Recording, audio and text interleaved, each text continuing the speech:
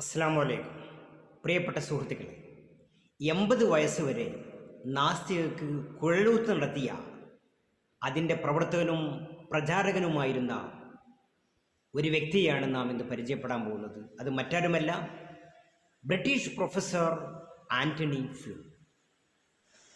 United Kingdom, Oxford, കാനഡയിലെ ടൊറൻ്റോയിൽ, York university എന്നീ യൂണിവേഴ്സിറ്റികളിലെല്ലാം വലിയ തത്വചിന്തകനായി ജോലി നോക്കിയ ആൻ്റണി ഫ്ലൂ തൻ്റെ കരിയറിൽ ഭൂരിഭാഗവും നാസ്തിക പ്രസ്ഥാനത്തിന് വേണ്ടി നാസ്തികവാദിയായിട്ട് പ്രവർത്തിച്ച വ്യക്തിയായിരുന്നു. മരണാനന്തര ജീവിതം, നന്മ നിറഞ്ഞ ജീവിതം, ധാർമ്മിക മൂല്യങ്ങൾ, ദൈവവിശ്വാസം തുടങ്ങിയ ധാരാളം കാര്യങ്ങൾ നഖശികാന്തം അദ്ദേഹം എതിർത്തിരുന്നു. ഫിലോസഫി ഓഫ് റിലീജിയൻ ആയിരുന്നു തൻ്റെ, അഥവാ മതത്തിൻ്റെ തത്വചിന്തകൾ, ഇതായിരുന്നു അദ്ദേഹത്തിൻ്റെ പ്രധാനപ്പെട്ട വിഷയം. അങ്ങനെ തൻ്റെ പഠനങ്ങളിലൂടെ, പര്യവേഷണങ്ങളിലൂടെ, പരീക്ഷണങ്ങളിലൂടെ, ശാസ്ത്രീയമായും മറ്റുമൊക്കെ അദ്ദേഹം ഒരു ദൈവാസ്തിത്വം ഈ ലോകത്തിന് കണ്ടെത്തുകയാണ്.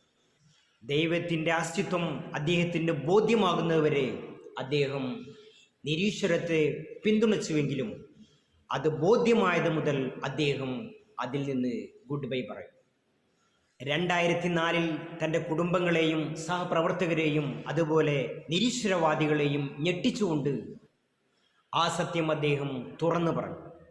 അഥവാ ഇൻ്റലക്ച്വലായിട്ട് മഹാ ഡിസൈനിങ്ങോടുകൂടെ ഈ പ്രപഞ്ചം പ്രവർത്തിച്ചുകൊണ്ടിരിക്കുന്നു, ഇതിൻ്റെ പിന്നിൽ ഒരു വൻ ശക്തി, ഒരു മഹാശക്തി ഉണ്ട് എന്ന് ഞാൻ ഉറച്ചു വിശ്വസിക്കുന്നു എന്ന് ആൻ്റണി ഫ്ലൂ വെട്ടിത്തുറന്ന് പറഞ്ഞു. 80ാമത്തെ വയസ്സിൽ ആൻ്റണി ഫ്ലൂ വെട്ടിത്തുറന്ന് പറഞ്ഞത് ഇങ്ങനെയായിരുന്നു: അനന്തകോടി വർഷങ്ങളായി പ്രവർത്തിച്ചു കൊണ്ടിരിക്കുന്ന ഈ മഹാപ്രപഞ്ചം, അതിന് കൃത്യമായൊരു പ്ലാനിംഗ് ഉണ്ട്, കൃത്യമായൊരു സിസ്റ്റമുണ്ട്. അതുകൊണ്ടാണ് ഇത് പ്രവർത്തിച്ചു കൊണ്ടിരിക്കുന്നത്. ആയതിനാൽ ഈ മഹാപ്രപഞ്ചത്തിന് ഒരു സൃഷ്ടികർത്താവ് ആവശ്യമാണ്. അല്ലെങ്കിൽ ഇത്രയും സിസ്റ്റമാറ്റിക്കലായിട്ട് ഇത് നടക്കില്ല. അതിന് യാതൊരു ചാൻസുമില്ല എന്ന് അദ്ദേഹം പറഞ്ഞു. അങ്ങനെ ദർ ഇസ് നോ ഗാഡ്, ഇവിടെ ഒരു ദൈവമില്ല എന്ന തൻ്റെ വലിയ വിശ്വാസത്തിൽ നിന്ന് ദർ ഇസ് എ ഗാഡ് എന്ന് പറയുന്ന മനോഹരമായ വിശ്വാസത്തിലൂന്നിയ ഒരു പുസ്തകം അദ്ദേഹം എഴുതുകയാണ്. ഇവിടെ ഒരു ദൈവമുണ്ട് എന്നാണ് ആ പുസ്തകത്തിൻ്റെ തലക്കെട്ട്.